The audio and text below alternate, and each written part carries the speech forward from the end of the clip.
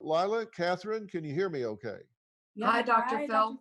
Well, it's so good to talk to you, and I'm so sorry for the circumstance that you're in. Now, you guys are in a hostel over there, and you've been behind a padlock gate for how long? 20 days. 20 days.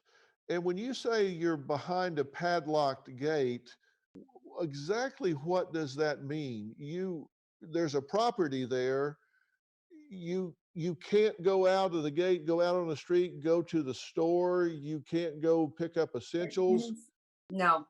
And actually, Dr. Phil, yesterday I did gain access out of the gate. I did so by pure, tough, country girl ingenuity.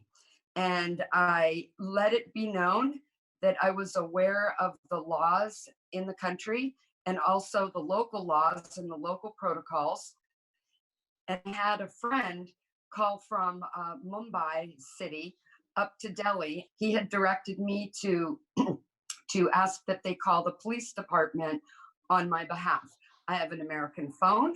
I don't have a local phone. I cannot dial 100 and get the police department like you can on a local phone. So I demanded that this happen because I wanted the police to escort me to the store so that I could pick up my essential needs of food items and medicine. And finally, with this threat, they did let me out and they sent me with an escort. And what I found was that there were a lot of people out. And a lot of those people, too, were Western tourists. And I asked the shopkeepers and many others, and they said, no, madam, you are permitted out from 7 a.m. to 1 p.m. to collect your needs.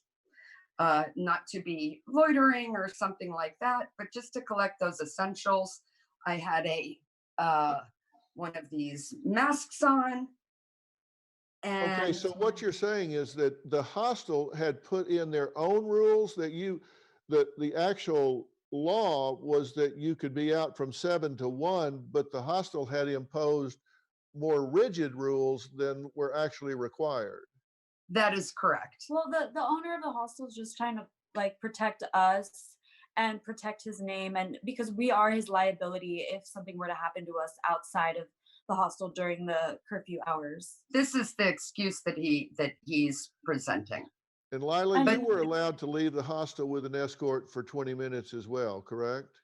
Yes. Well, I left one time within the 20 days that we've been locked here. And it was a compromise.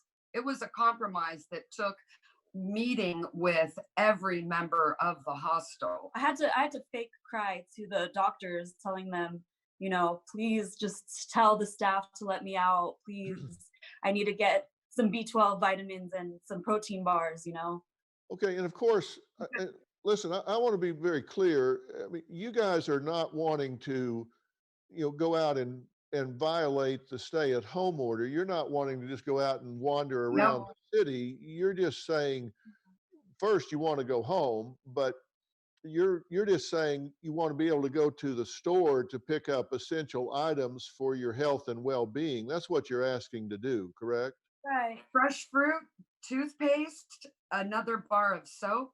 We were expected to be home by now. So these essentials that we've carried with us have expired. And what is the stick action, Katherine, that the police are using? We've seen this online on many social media posts. I haven't seen it in person.